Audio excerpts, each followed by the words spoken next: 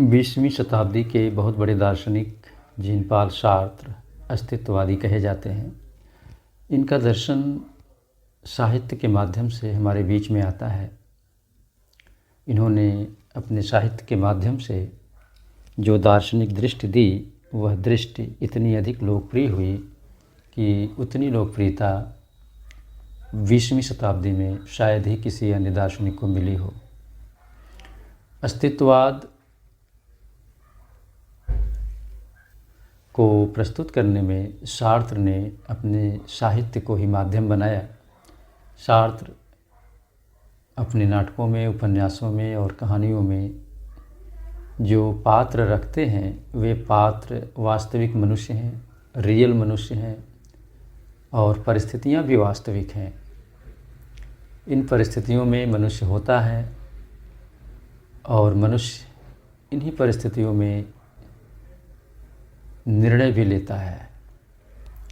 उन निर्णयों के बाद जो परिणाम आते हैं, उन परिणामों को भी मनुष्य देखता है, उन परिणामों को भी मनुष्य समझता है। इन परिणामों के बाद उसके मन में कुछ वृत्तियाँ भी उभरती हैं, जिसे चिंता, निराशा, एकाकीपन, परिताप के रूप में सार्त्र ने उभारा है। सार्त्र के दर्शन को जब हम पूरी तरह देखते हैं तो ऐसा लगता है कि सार्त्र और अस्तित्ववाद पूरी तरह से मनुष्य केंद्रित है।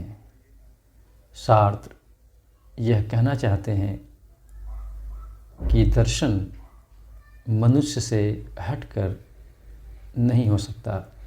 मनुष्य ही दर्शन का केंद्र होना चाहिए, विचार का केंद्र होना चाहिए। हमने देखा कि प्रत्ययवादियों ने या तर्क बुद्धिवादियों ने या वैज्ञानिक दृष्टि ने मनुष्य को साध्य नहीं, साधन बना दिया था, क्योंकि प्रत्ययवादियों ने वास्तविक और अवास्तविक संसार का भेद पैदा किया, जिसमें मनुष्य अवास्तविक संसार का अंग बना। तो तर्क बुद्धिवादियों ने मनुष्य को ईश्वर के हाथ का खिलौना बना दिया। वैज्ञानिकों ने मनुष्य को भी वस्तु मानकर अध्ययन करना शुरू कर दिया और सामान्य नियमों के द्वारा जिस प्रकार वस्तुओं का अध्ययन किया जाता है, उसी तरह से मनुष्यों के भीतर भी सामान्य नियमों की खोज की जाने लगी और तब मनुष्य विशिष्ट न होकर सामान्य बन गया और अपनी गरिमा को खो दिया है।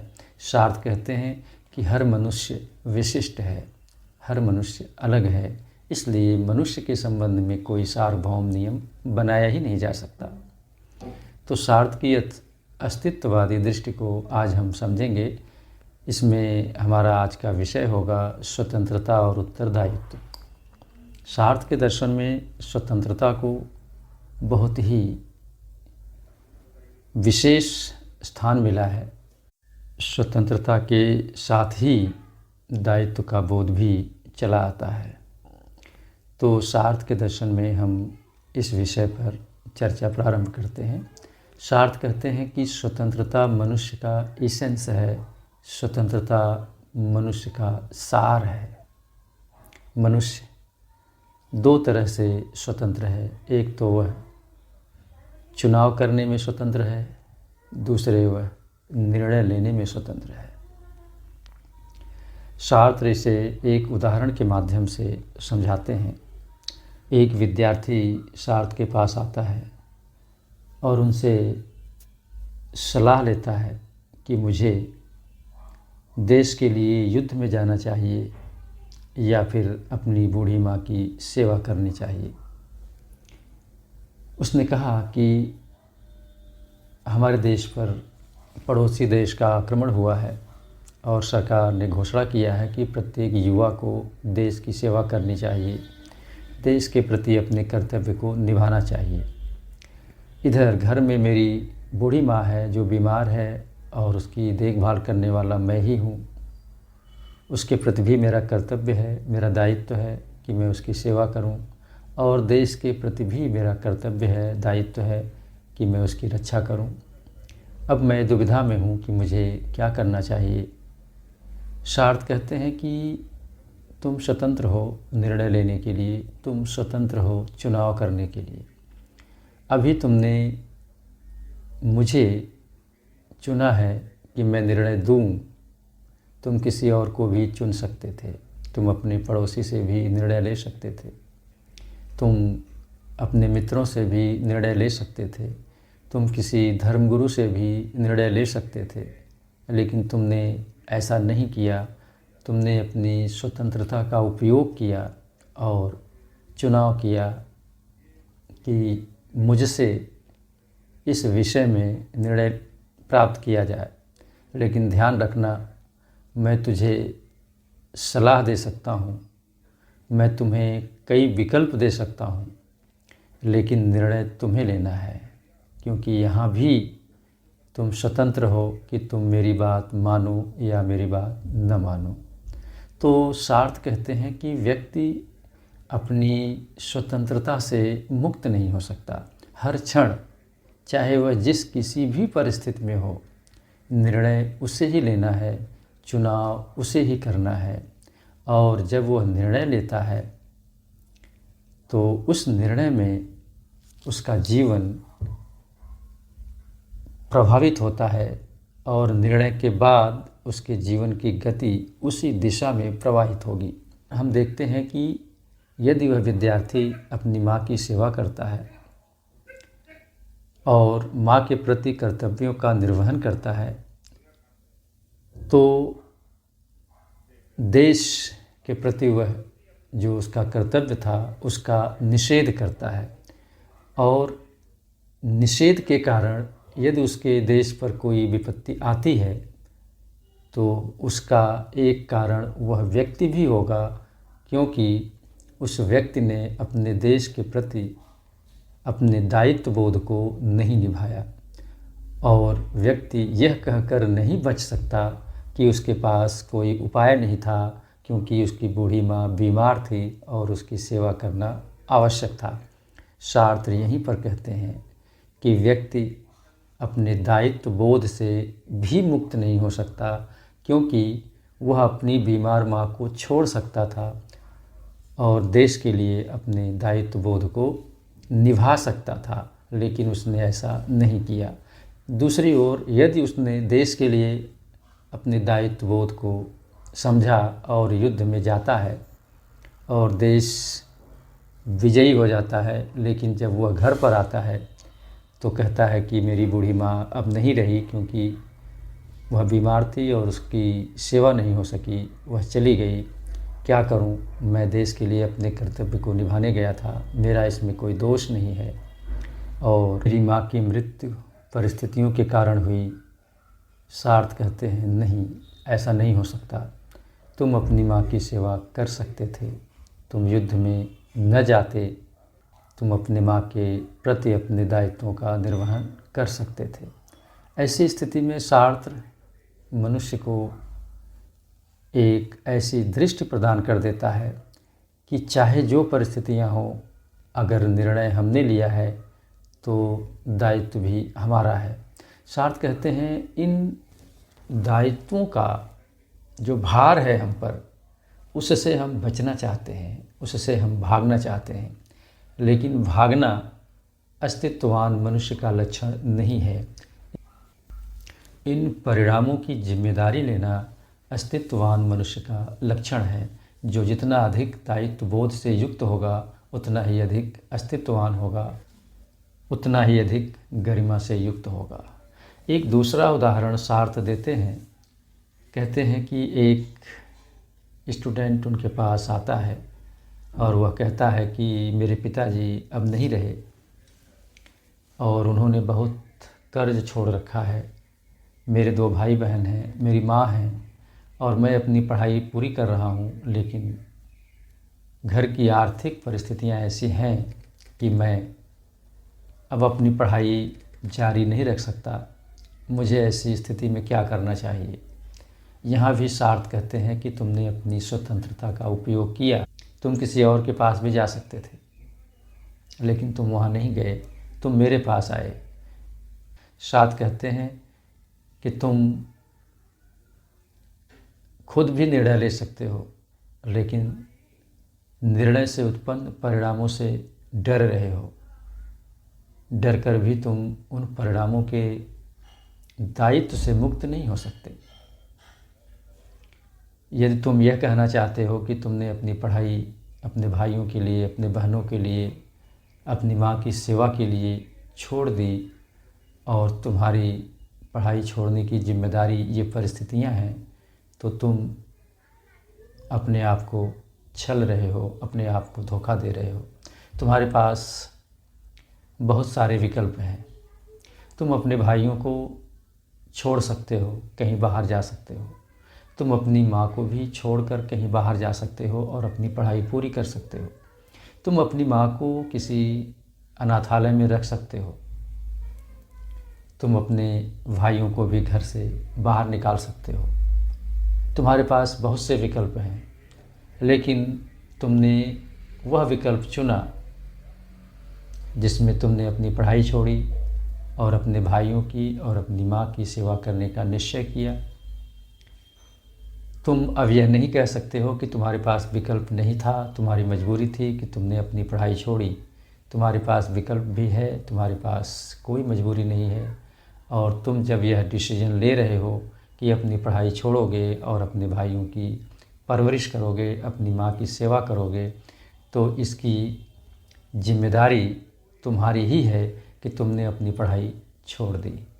सार्थ कहते हैं कि अब वह व्यक्ति यह नहीं कह सकता कि उसकी पढ़ाई उसके माँ के कारण, उसके भाई बहनों के कारण आगे नहीं बढ़ सकी, क्योंकि उसने स्वयं निर्णय लिया है अपनी पढ़ाई छोड़ने का। उसके पास और विकल्प थे, और विकल्पों को भी वह अपना सकता था अपनी पढ़ाई जारी रखने के लिए, लेकिन उसने ऐसा नहीं किया।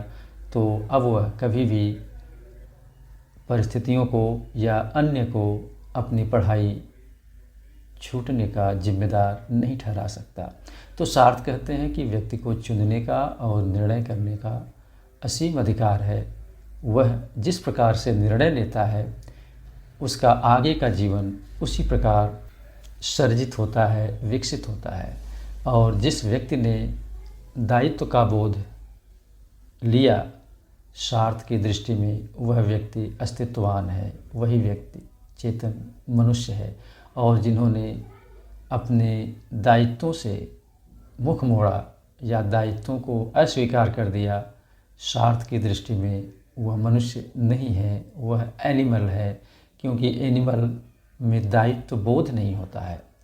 एनिमल में किसी भी प्रकार का अनुभव भी नहीं होता है कि उसके क्या दायित्व हैं, उसकी क्या जिम्मेदारियां हैं और उन जिम्मेदारियों का क्या उसके भविष्य पर प्रभाव पड़ता है। तो एनिमल और मनुष्य में तब अंतर नहीं होता है जब मनुष्य भी दायित्व बोध को भूल जाए, दायित्व बोध को अस्वीकार कर दे। तो सार्थ कहते हैं अस्तित्ववान होने का अर्थ है अपनी स्वतंत्रता की अनुभूति, और स्वतंत्रता की अनुभूति के साथ ही साथ दायित्व का बोध। सार्थ के दर्शन में यह दायित्व का बोध दो तरह से आता है। एक तो अपने लिए दायित्व का बोध और दूसरे अन्य के लिए दायित्व का बोध। हमने देखा कि जब व्यक्ति अपनी माँ की सेवा के लिए और देश के प्रति जिम्मेदारी के लिए दुविधा की स्थिति में है, तो वहाँ पर सार्थ यह दिखाना चाहते हैं कि अन्य के प्रति जो दायित्व बोध है उसमें कौन सा दायित्व बोध अधिक महत्वपूर्ण है। सार्थ यहाँ पर बहुत ही सूक्ष्म विश्लेषण करते हैं कि मनुष्य जब भी निर्णय लेता है तो उसके भीतर यह भी पता चलता है कि जो निर्णय वह ले रहा है वह निर्णय सभी व्यक्ति लेते इस परिस्थिति में। इसका अर्थ यह हुआ कि हम जो भी कदम रखते हैं, जो भी डिसीजन लेते हैं, वह डिसीजन केवल हमारे लिए ही नहीं होता बल्कि अन्य व्यक्तियों के लिए भी मार्गदर्शक बनता है। सार्थ कहते हैं कि जितना अधिक अस्तित्ववान व्यक्ति होगा वह उतना ही अधिक व्यापक उत्तरदायित्व बोध से ग्रस्त होता है।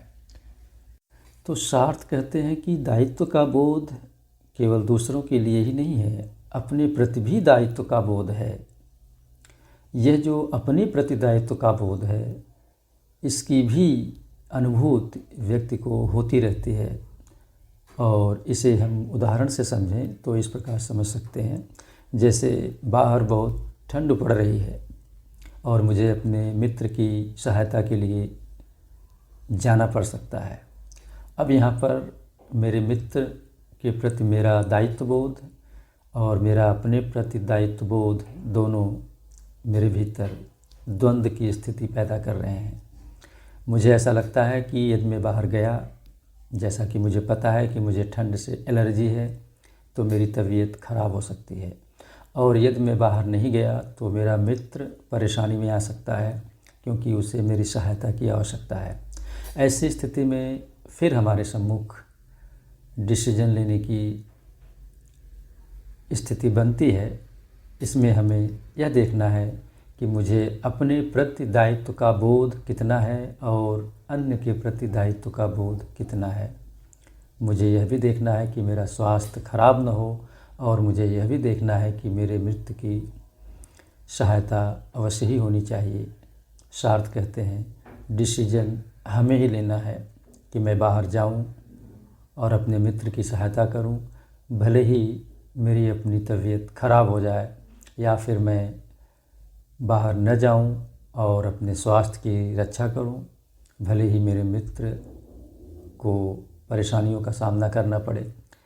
यह स्थिति सार्थ कहते हैं दुविधा की स्थिति होती है। लेकिन यहाँ भी हम एक निर्णय लेंगे और उस निर्णय के बाद जो परिणाम आएगा, उस परिणाम की जिम्मेदारी भी मेरी होगी।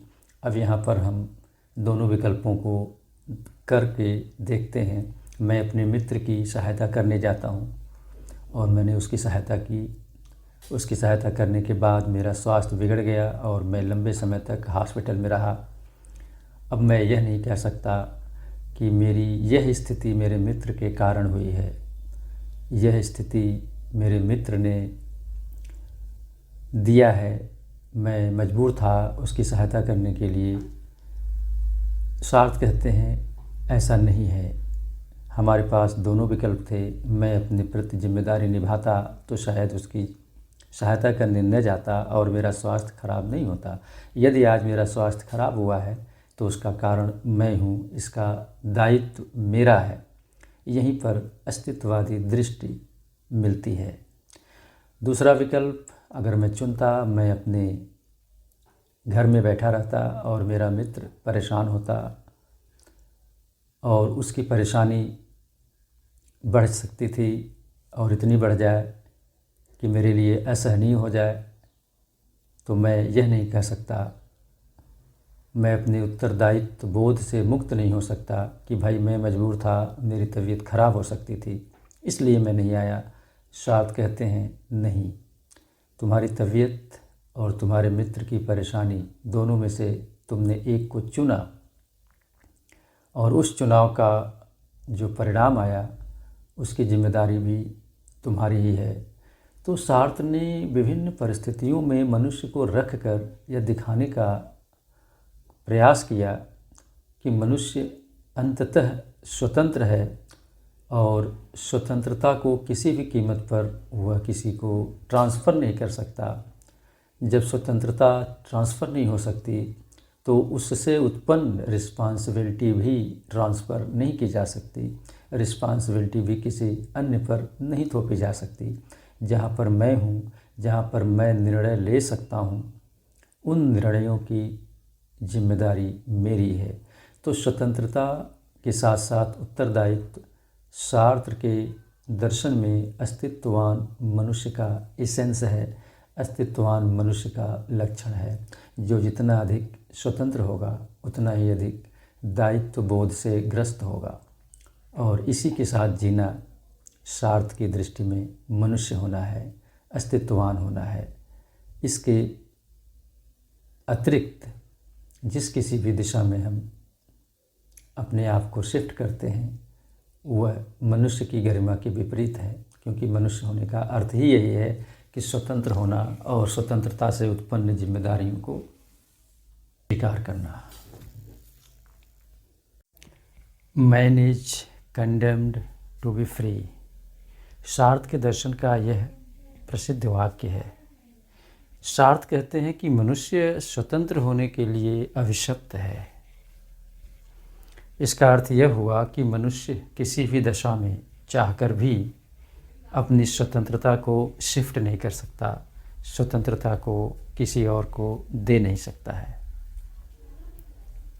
स्वतंत्र अस्तित्व मनुष्य को प्रदान करने के बाद सार्थ कहते हैं कि मनुष्य अपने निर्णयों से अपना विकास करता है, अपने निर्णयों से अपनी परिभाषा देता है। मनुष्य की कोई पहले से निर्धारित परिभाषा नहीं है, क्योंकि अस्तित्व में वह पहले आता है और उसका जीवन उसके निर्णयों से बाद में सजता है, संवरता है और विकसित होता है। सार्थ कहते हैं कि मनुष्य को जो यह स्वतंत्रता मिली है, इस स्वतंत्रता से उसके पास उत्तरदायित्व भी उत्पन्न होता है। स्वतंत्रता के साथ मिले इस दायित्व बोध को मनुष्य झेल नहीं पाता है। मनुष्य अपने इसी दायित्व बोध से बचने के लिए तरह तरह के उपाय करता है। सार्त्र इसे बैड फेथ कहते हैं, इसे प्रवंचनात्मक जीवन कहते हैं। जब हम कहते हैं कि अमुक निर्णय में जो परिणाम आए उसकी जिम्मेदारी मेरी नहीं है, क्योंकि मैंने धार्मिक प्रभावों में आकर यह निर्णय लिया, मैंने सामाजिक प्रभावों में आकर यह निर्णय लिया, मैंने पारिवारिक दबाव में आकर यह निर्णय लिया, या मैंने परंपराओं को ध्यान में रखते हुए यह निर्णय लिया। सार्थ कहते हैं कि निर्णय तो तुम्ही ने लिया, तुम चाहते तो दूसरे प्रकार से भी निर्णय ले सकते थे, लेकिन तुमने निर्णय लिया है और यह सोचो कि उसके परिणाम के जिम्मेदार तुम नहीं हो, ऐसा नहीं हो सकता है। तुम्हारे पास कई विकल्प होते हैं, लेकिन तुम एक विकल्प को चुनते हो, यही तुम्हारी स्वतंत्रता है। तुमने चुनाव किया तो जिम्मेदारी तुम्हारी है। जो भी परिणाम आए हैं उन परिणामों के लिए तुम किसी अन्य को जिम्मेदार नहीं ठहरा सकते हो, न तो परिवार को, न तो समाज को, न तो धर्म को, न तो परंपरा को, और न ही किसी अन्य व्यक्ति को। तुमने डिसीजन लिया है तो परिणाम भी तुम्हारे हैं, दायित्व भी तुम्हारा है। सार्थ कहते हैं कि इस दायित्व बोध से बचने के लिए व्यक्ति अपने को वस्तु बना देता है। वस्तु अर्थात जैसे वह मनुष्य है ही नहीं, जैसे वह ठीक उसी तरह से है जैसे कुर्सी है, मेज है, टेबल है। अब उसे मनुष्य अपने लिए उपयोग करे या फिर वह अपने को दूसरे के इशारे पर छोड़ देता है कि जैसा तुम कहो वैसा हम करते हैं। यह बैड फेथ है, यह दुरास्था है, यह प्रवंचनात्मक जीवन है, क्योंकि अपने को दूसरों पर छोड़ना भी एक निर्णय है या अपने को वस्तु बना देना भी एक निर्णय है। तो मनुष्य कभी भी इस स्वतंत्रता के बोध से मुक्त नहीं हो सकता, चाहे वह कितना ही प्रयास क्यों न कर ले कि वह दायित्व से मुक्त हो जाएगा, लेकिन वह मुक्त नहीं हो पाता है।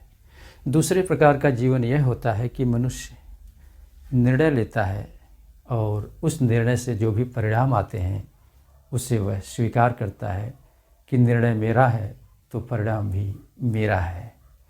इस परिणाम को मेरे निर्णयों ने सर्जित किया है और यह जो परिणाम आया है यह मेरे कारण है, मैं इसकी जिम्मेदारी लेता हूँ। सार्थ कहते हैं ऐसा ही व्यक्ति प्रामाणिक व्यक्ति है, ऐसा ही व्यक्ति चेतन व्यक्ति है, ऐसा ही व्यक्ति अस्तित्वान है, यही विशिष्ट है और यही गरिमा का पात्र है, यही महान है, यही नैतिक और प्रामाणिक व्यक्ति है। तो सार्थ के दर्शन में हम अगले भाग में यह देखेंगे कि किस प्रकार व्यक्ति प्रवंचनात्मक जीवन जीता है, किस प्रकार से व्यक्ति अपने दायित्व बोध से भागने का प्रयास करता है लेकिन वह भाग नहीं पाता है, और दूसरी तरफ किस तरह से अपने दायित्व बोध को स्वीकार करने वाला व्यक्ति अपने भीतर कुछ वृत्तियों को प्राप्त करता है, जैसे चिंता है, निराशा है, एकाकीपन है, परिताप है। इन वृत्तियों के साथ वह जीता है।